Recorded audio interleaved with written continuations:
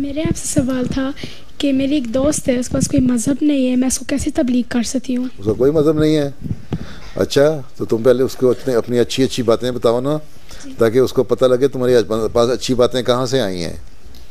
پھر تم بتاؤ گے مجھے یہ میرے مذہب اسلام نے سکھائی ہیں، مجھے اللہ تعالیٰ نے بتائی ہیں اور میں اللہ کی خاطر کرتی ہوں. تو وہ پہلے تو اس کو یہ ریئلائز کرواؤ کہ ایک اللہ ہے. جی ٹھیک ہے، ایک گاڈ پہ بلیو کرتی ہے، وہ نہیں کرتی. اللہ پہ یقین نہیں نہ رکھتی، اللہ پہ بلیو نہیں کرتی. تو پھر اس کو کہو پہلے تو یہ بتاؤ اس کو کہ ایک اللہ ہے، میری دعائیں سنتا ہے. تمہاری دعا کبھی قبول ہوئی جی ہے؟ اس کو بتاؤ دیکھو میرا اللہ ہے، میں نے اسے دعا کی، اس نے میری دعا سنی، میرا یہ کام ہو گیا. پھر جب وہ یہ مان لے کہ اللہ ہے اور وہ لوگوں کی دعائیں بھی سنتا ہے، پھر اس کو بتاؤ کہ اسلام مذہب ایسا ہے جو صحیح طرح اللہ کی طرف گائیڈ کرتا ہے.